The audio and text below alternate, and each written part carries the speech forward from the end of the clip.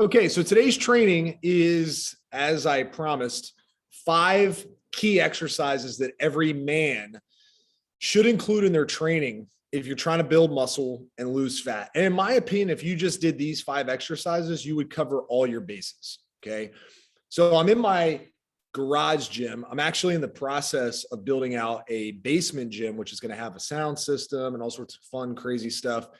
So if you're in the Virginia area, you're more than welcome to come train with me sometime in the future here. But for now, we're here in the garage gym, and I want to show you the 5 exercises that are really the only ones you need. Now, if anybody has followed me for a long period of time or has done some of my trainings before, you know I like to throw in a lot of extra stuff for you so you get a lot out of this training. But just so you know, what I want you to take away from today is 5 simple things you can do right now, okay, in terms of exercises that you can add to your current program.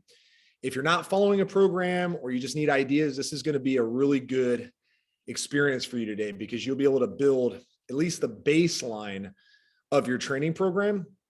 And if you're already a client and you have a full-blown training program inside of our system, this will just give you reinforcement as to why you're doing what you're doing and give you some ideas for down the road if you want to mix things up or add things to your training system.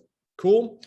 If we have time at the end, I'll open it up for some Q&A, and I'll help some of you guys, tinker with some of your training programs.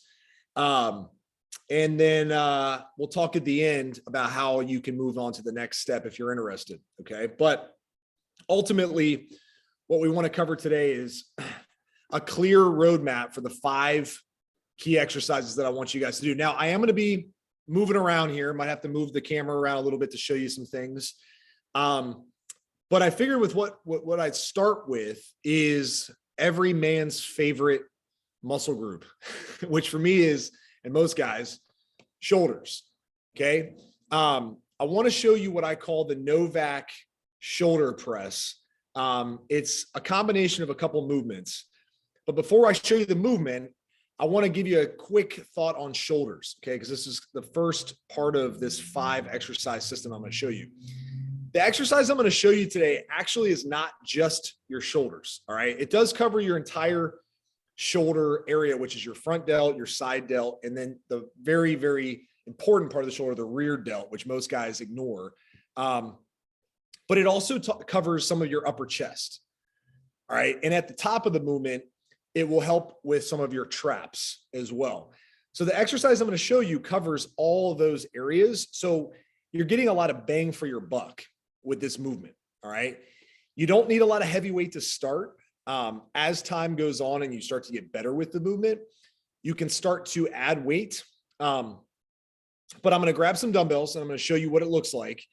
And I'll demonstrate a couple reps, give you guys an opportunity to see what it looks like. And then we'll move on to the next exercise. All right. So what I want you guys to do in the comments, while I get the dumbbells set up, just in the chat, just write your most important muscle that you're trying to improve. Okay. So whatever that is, oh, my camera just fell. This is technical difficulties as let's make sure we got the camera locked in here. All right. Sorry, guys. You guys can still hear me? All right, here we go. There we go. Sorry about that, guys. I knew something was bound to happen when we're in the garage gym here. But anyway, so in the chat, just write the one main muscle group that you want to improve. Like, what is your top of your wish list for muscle gain? And if your focus is on fat loss, write fat loss in the chat too. Just while I'm getting the dumbbells, go ahead and do that now. And we're going to get jumping into the first exercise.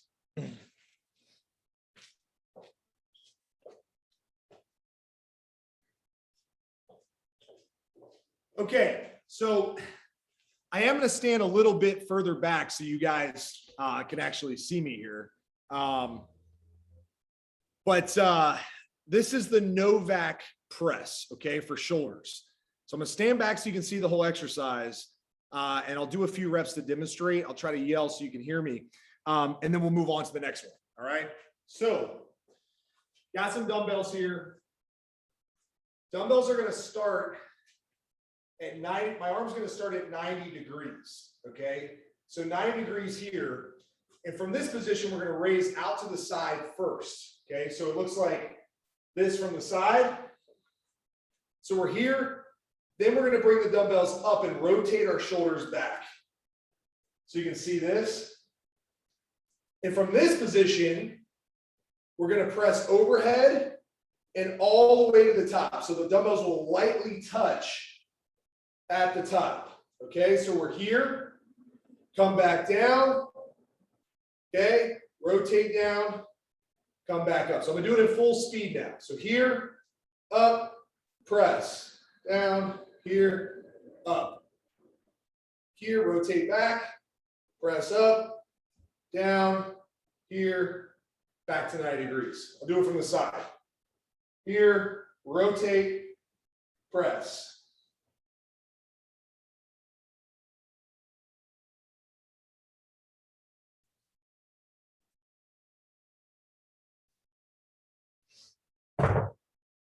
Okay, so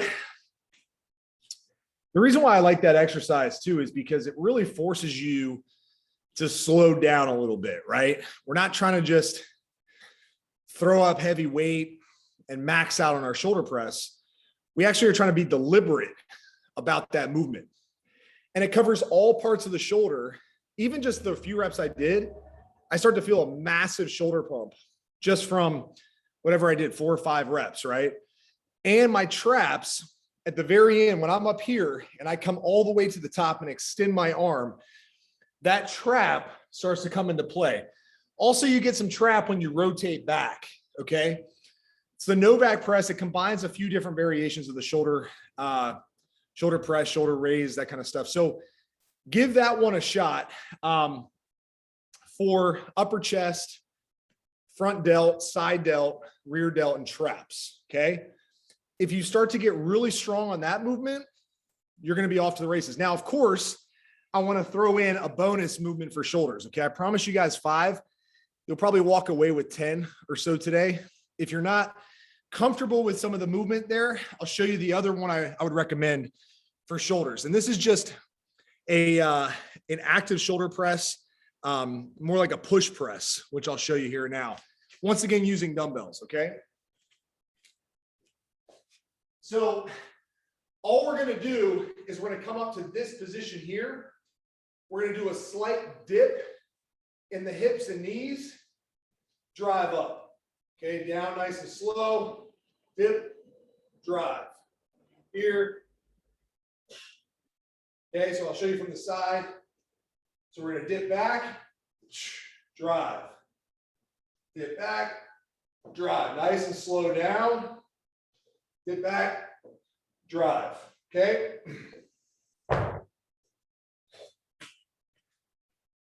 This allows you to use a little bit heavier weight and really work on the power and mass of the shoulder. It's pretty much my second favorite. I like the other one because shoulder is a delicate muscle group.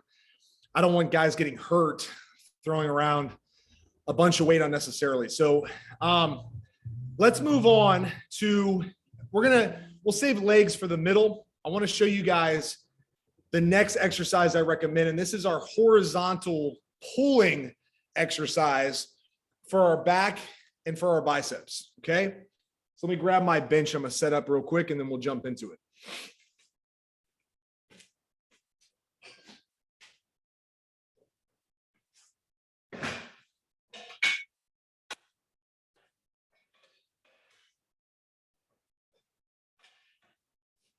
All right. So you guys good so far? Is this making sense? Thumbs up. Cool. Just making sure you guys are hearing this. So I know a couple guys said back for the area that they really want to improve. So this next exercise is going to do wonders for your back training. Now, a lot of guys complain of lower back tightness and stiffness. And what I notice is that usually that comes from not having enough stability in their spine and in their core to be able to stabilize the upper body while you're doing a row. So the one I want to show you is going to help with that stability. It's going to help keep the movement safe. And it's an incline bench row. And there's two things I'm going to show you here. One is, well, two variations of the form. One is a row with your elbows a little closer to your body, which will work more of your lat. Okay. So the outer part of your back. And the other is one with the elbows flared, which is going to work more the upper back. Okay. Both are important, but same movement here. You could actually do both in the same set. You could do like 2 or 3 reps of your elbow close, 2 or 3 reps of your elbow flared. All right. And this is great for the back. This is going to improve your back thickness, your back width, and start to create that V taper. And you'll be able to handle a lot more weight because you have that stability of the incline bench, which helps with the safety of the movement. Okay. So let me make sure you guys can see my bench here. Looks like you can. I'm going to grab the dumbbells and we're going to get right into it. Okay.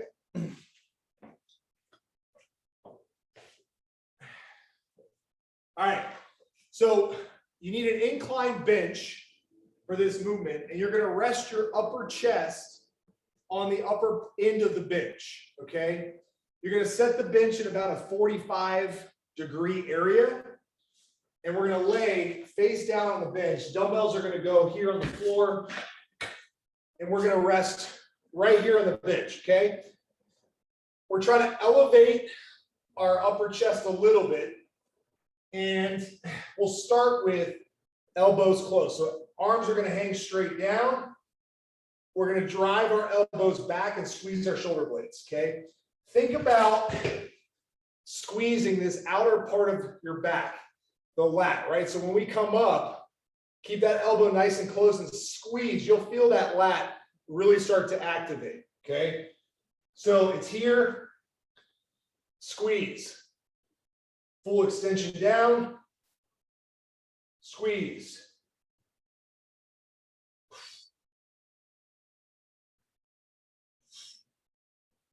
Okay, now that's the lat version of this exercise, right? Now I'm going to show you more of the upper back. Okay, even the traps get involved in this next version. So all we're going to do here, same positioning, right?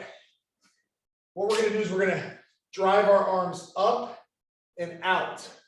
Okay, so instead of our elbows being close, we're now driving the elbows up and back. So it's here, squeeze.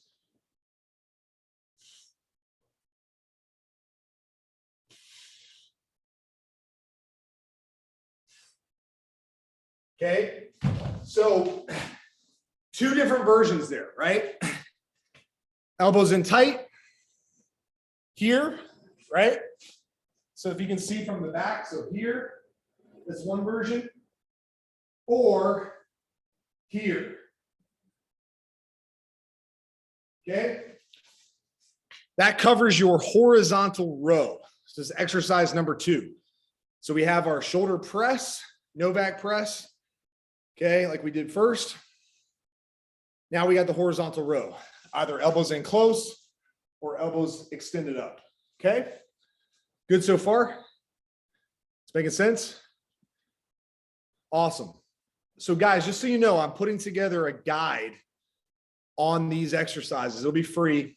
It'll probably be ready next week. So you'll be able to review, and I'll include some variations of this stuff in the guide. All right. I want to really pack in as much stuff for you guys as possible to keep your workouts really efficient.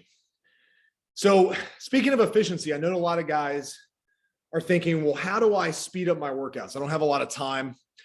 And what I want to give you as far as a tip on that goes is movements that balance each other out are totally fine to superset. So the 2 we just went through right now, the Novak shoulder press, that's a vertical press, right?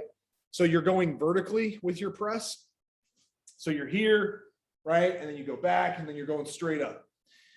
That is a really good exercise to combine with a horizontal pull, push-pull, vertical push, horizontal pull. Those complement each other really well. So if you're trying to speed up your workouts, you could do those back to back and then rest. Okay. Because the push that you're doing isn't going to take away from the strength of your pull, and vice versa. So you could do pull, then push. You'll still be able to use those muscles effectively and not be too tired. All right. So if you're like, yeah, I only have 30 minutes to work out, great. Knock out supersets of push and pull. Push vertically, pull horizontally. Then you could do a push horizontal, which we'll get to in a minute, and a vertical pull. All right, making sense? This will be in the guide, but I want to share that with you to speed up your workouts and really have a complement of exercises there. All right. So let's do the legs. Okay. We'll do the legs in the middle here because there's only one movement that I'm going to show you for the legs today. And you might be thinking, well, is that all I need? Yes, and maybe no, because I'll show you a variation of it. But it's going to cover all the major muscle groups of the leg, your quads, your hamstrings, and honestly, the most important muscle, the glutes. Okay. The glutes is what every guy tends to neglect. All right. Make sure no one's trying to join here last minute. So just want to make sure you guys have a really, really effective leg exercise. And in this case, I'm going to show you the lunge, but I'm going to show you 3 different variations of the lunge. I think the lunge is going to cover all your necessities when it comes to leg training. If you're, hey, I want to train more legs, I want to do squats, deadlifts, all that cool stuff. I'll show you. And yes, Kit, you asked about, did you get it right in the chat? Yes, you got it right. So let's jump into the lunge, specifically a reverse lunge, and I'll show you why. Okay. Let me grab my dumbbells again here and we'll get right after it. Okay, so if we have dumbbells in hand here, and I'm showing you the reverse lunge. So reverse lunge looks like this. We step back and we drop down to the knee, then we drive up, and that's the reverse lunge. So we're here, the quad is stretched out here on my front leg, and as I drive up, I'm using my glute and hamstring to finish off. Now, if you want to add to this exercise, you could do a stiff leg deadlift, push the butt back. Okay, legs stay relatively straight, just a slight bend in the knee, squeeze up, then drop back. And that's a little bit more of a hybrid lunge, right? So it's deadlift, drive back. And if you want to make it even more challenging, you could do a front lunge. So you're here, down, 2 front lunges, then 2 reverse lunges. Okay. So once again, then if you want to combine all 3, stiff leg deadlift, front lunge, both sides, then reverse lunge, both sides. Okay. So we covered 3 different things there. Reverse lunge, front lunge, stiff leg deadlift. You can combine all 3 into the same exercise, or you could break it up. I love the lunge because you're isolating each side of the leg or each side of your lower half. So each leg individually. You're covering the quad, the glute, and the hamstring all in one exercise. And you don't need a ton of weight. Okay.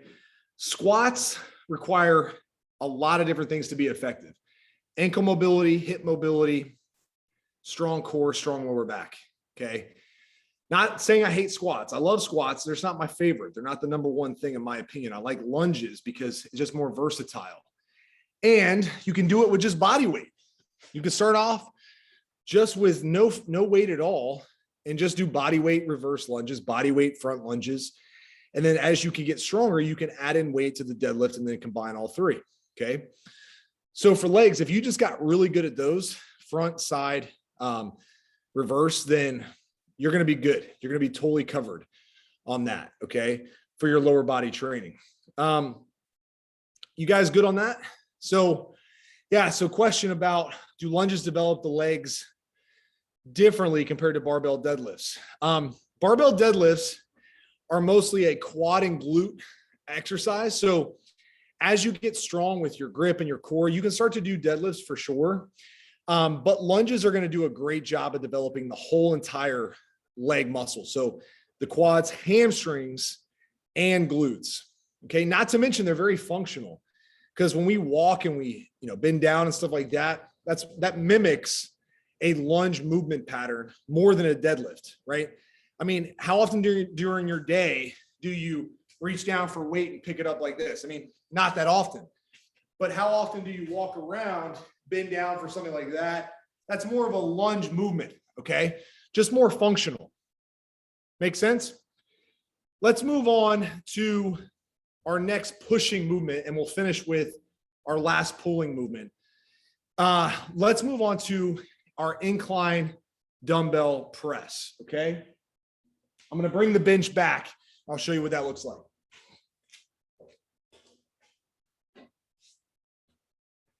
Okay.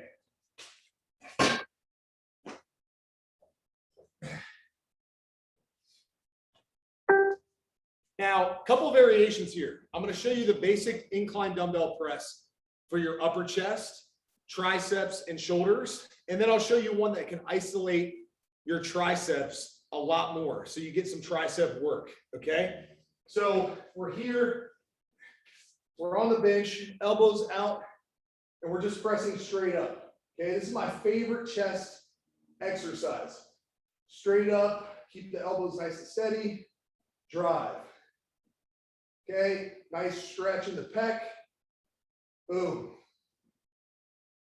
Incline dumbbell press is exercise number 4. Now, if you want to isolate the triceps, all you're going to do, you're going to bring the dumbbells together, okay, in the middle, keep them nice and tight and touching the whole time. Actually, I'll try to show you guys this at a better angle here. So let's go like this. So bring the dumbbells together, down to the chest, drive up.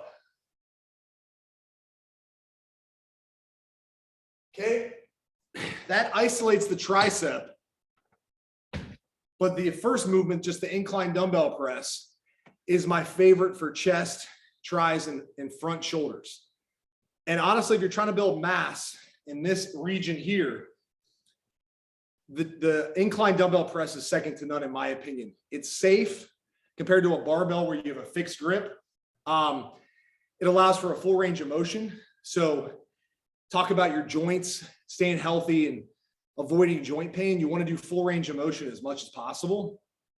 And the dumbbells allow for that, okay? So any questions on the incline press? So we've covered 4. We have the Novak press. We have the incline bench row variations. We have the lunge variations with the stipulated deadlift as like a bonus part. Incline press, and also the incline press for triceps. Let's finish with our last exercise, which is our vertical pulling exercise, okay? Now, this is where to move things around just a hair. Make sure you guys can see. All right. Make sure this looks good. Cool. So we're going to move to everyone's favorite exercise, which is pull-ups. And you might be thinking, well, I can't do pull-ups. What do I do? I got you covered. All right. Got you completely covered, actually. So I'm going to show you how a band, an exercise band, will make pull-ups 10 times easier and more effective for a lot of you, and will help you master the pull-up as you add them into your routine. Because honestly, I look at the pull-up as the most effective upper body builder, because it literally is like the king of upper body exercises. Anybody who can do a ton of pull-ups probably has a pretty good and developed upper body. So we want to get better at them, but we don't want to skip them entirely if we can't do them yet. So what I do is I add an exercise band to my pull-ups to make them easier, okay? So I want to make sure you guys can see this here. If you have trouble seeing it, I have a whole video demonstration that I'll include in the guide on how to do this effectively, but let's walk through how to use a band to make pull-ups easier, okay? So we have the band hooked up to my pull-up bar here, right? All I've done is I've looped it over the pull-up bar and then through the band, so it's nice and tight, okay? So this is gonna serve as my assistance for pull-ups, all right? So all I'm gonna do is stretch the band down and I'm gonna step onto it with my foot. So now my foot here is through the band. And then all I'm gonna do is wrap the other foot over top to secure the band on my foot. And then I'm gonna get a double overhand grip and the band is gonna help me do my pull-ups. Okay, so it's nice and easy, driving me up.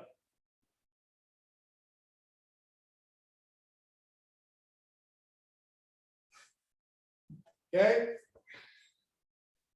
so I know a lot of you guys struggle with pull-ups. So go out on Amazon and just buy a band that is a connected band, not one with the handles, but one that's a rubber, like circular band. Medium thickness is fine. And you'll hook it up to a pull-up bar wherever you are. And you'll now have an assistance to doing pull-ups that you didn't have before. Eventually, you're going to get to the point where it becomes too easy, right? So at that point, you're going to want to do what's called negative pull-ups, where you hop up on the bar using your legs, you jump up, get your chin to the bar, and then slowly let yourself down, okay? Get really good at negatives of just the downward portion of the pull-up, getting strong in that position. Then you can get good at just hanging from the bar, then good at halfway up and hold, then start to do normal pull-ups, okay? And this strength that you'll start to develop will happen quickly. You won't be stuck, doing band pull-ups forever as long as you build them into your program. So going back to the themes of today's call, which are building muscle, losing fat. Building muscle contributes to a healthier metabolism, right? So we want to get really good at these exercises, start adding weight, start adding reps, sets, so we can build enough tension in the muscle and all variations that we just went through. So the body responds by building more muscle, which then equates to the body burning more calories every day to support the muscle on your body. So it makes it easier to stay lean, easier to get lean. And as you chip away at body fat through nutrition, movement, and muscle training, all of a sudden you look more impressive because you're carrying more muscle, okay? You don't need to get as lean with body fat percentage because you have more muscle. So naturally, you're going to look better at higher levels of body fat versus someone who might have to get down to like 9 or 10% to look good. You might look awesome at 15% because you're carrying more muscle, all right? Not to mention training with resistance stimulates testosterone. So guys who just go running all the time or just do cardio or do like Orange Theory or whatever, and they're not really focused on progressively getting stronger in these movements, they're not going to get the same benefit testosterone wise that you'll get from consistent training like this, right? 3 or 4 days a week of just being consistent with strength and hypertrophy training, which is like 8 to 12 reps, 12 to 15 reps, and sometimes even 4 to 8 reps, because that's what has been proven to stimulate more testosterone production in men, okay?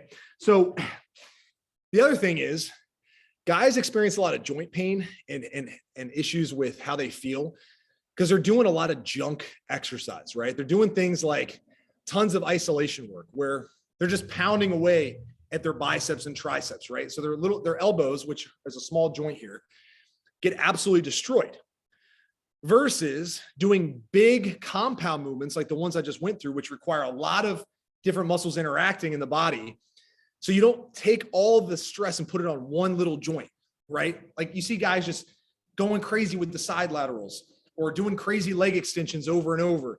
Yeah, you're putting all the stress on those little joints versus using all the big muscle groups together to take the stress away from the little joint, and you get more bang for your buck that way, okay? And you avoid the annoying joint pain that sets you back. And you just build more muscle that much more efficiently. So guys, I hope this was helpful. I have a few minutes. So if you guys want to throw some questions in, you can raise your hand or type it in the chat and I'll unmute you. In fact, let me allow you to unmute yourself. So yeah, now you guys can unmute and ask away and I'll cover some questions here for the next like 5 to 10 minutes. If you got to run, like I know Jim just messaged me that he has to get on a work call. Appreciate you being here, Jim. Hopefully this was super helpful. Yeah, quick question on rep scheme for you, Josiah. And, sure. and again, yeah, this has been super helpful. I know you mentioned it there a little bit at the end, but what kind of sets and rep schemes would you recommend to do these exercises with? It's a great question. So it's obviously going to vary depending on where you are phase wise, but as a general recommendation, I suggest all rep ranges. Now you might be thinking, how do I do all rep ranges? Well, we have to do what's called periodization. So inside of our coaching program, for example, we take guys through literally, if you stay through the whole program, it's seven different periods of time where for a period of 90 days to 6 months, you're focused on particular rep ranges, right? Because what the body responds really well to is consistency, most importantly. If you're constantly changing reps every day or every week, the body doesn't get a chance to get really good at crushing it in specific rep ranges. So I recommend guys for 90 days to even longer than that at certain points, stick to certain specific rep targets. So like it might be 6 to 12, 12 to 15. And at times we change things around, but I would say all rep ranges matter, except for the ones that are like super high endurance. Like you don't need to do 30 rep sets, 40 rep sets, unless you're just trying to do cardio and you're throwing in exercises like, push-ups and stuff to just get more cardio in. But anywhere from like 4 reps in the strength range, like 4 to 6, 6 to 12, and what I call like muscle size, and then 12 to 20, which is more like the pump, right? Just trying to get as much blood in the muscle as possible. All of those rep ranges matter and all have their time and place, not to mention things like supersets, drop sets, giant sets. We include all this stuff in our coaching program in a way that makes sense and it's periodized out appropriately. But I would say experiment. To start, just as a general recommendation, I'd say probably stay in the hypertrophy range just for safety reasons to get more acclimated with the movement. So 8 to 12 reps is a good starting point. As you get better, then I tell guys, look, if you've been in a certain rep range for a while, move to something that's not that, right? So if you're like, hey, I've been doing 8 to 12 for 16 weeks, what do you suggest? I'd say, well, maybe a strength phase, right? Like 4 to 8 reps for a while, or bumping up reps, 12 to 20 reps. To push the pump a little bit more because you've been neglecting that part of the muscle equation. Does that make sense? Yep, totally makes sense. Thanks, man. Absolutely.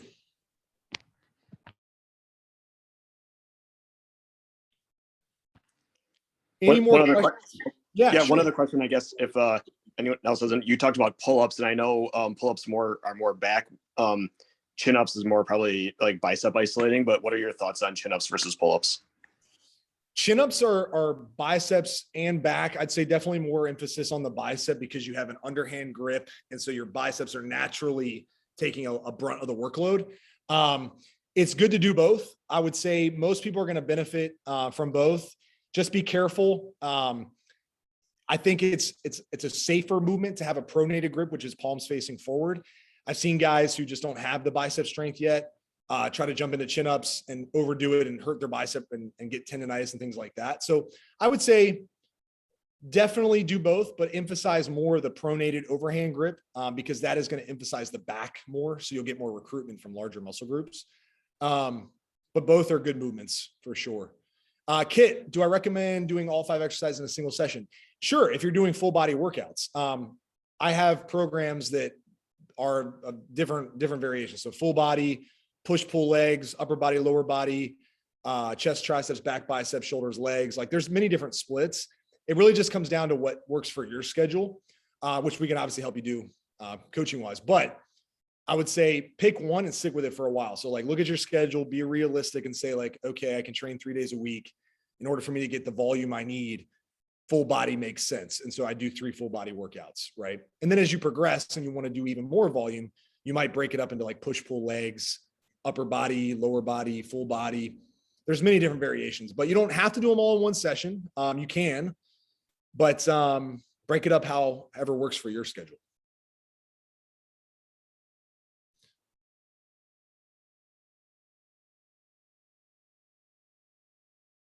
Any final questions, guys?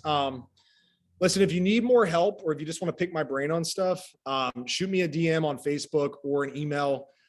If you're like, hey, I'm interested in getting a whole plan written out for myself and actually have coaching. We do have a coaching system that walks you through a few different phases. Initially, I suggest guys, just as an FYI, I suggest guys get lean first. Okay. Why? Because it's going to optimize your testosterone. You're going to feel better. Your energy is going to be better. And you'll be able to build muscle easier because the body's way more efficient at building muscle when you're in a healthy body fat range, right? So if you're over 15%, like if you don't see any abs right now, don't worry about packing on a bunch of mass. You'll build muscle in a fat loss phase still, but get down to a place where you can see some ab definition first, okay? We call this the strip, cut, shred process, all right? So you're gonna strip away the first layer of body fat in the first 90 days, like 20 pounds or so. Then you move to cut, which is getting down to like seeing some ab definition. And then finally you go to shred, which is like full blown 6-pack, look the best you've ever looked, head to the beach, pull, whatever. Then we move into size, right? Which is packing on muscle in an efficient way so you're not getting fat in the process. All right. So if you want help with that, I'm happy to discuss it. Just shoot me a message. We'll make time to cover some things with you. But Kit has one more question. What's your thoughts on the clean and jerk? It's Olympic lift. All right. So most guys, no need for it, honestly, unless you're doing CrossFit or Olympic lifting and that's your thing and you have been coached on the movement, your body is explosive enough to handle it, stable enough to handle it. I don't recommend the clean and jerk for 90% of guys. Just really doesn't build muscle that well, to be honest. It's more of just an athletic developing muscle to develop explosiveness and power. Cool. All right, guys, this has been fun. Hopefully you enjoyed it. Replay will be available as well as the new guide that comes out with some added bonus tips. Appreciate you guys being here. Thanks, Sean. Thanks, Kit. Thanks for everybody jumping on. And remember, guys, life moves fast. Make it count. Talk to you guys in the next one. See you.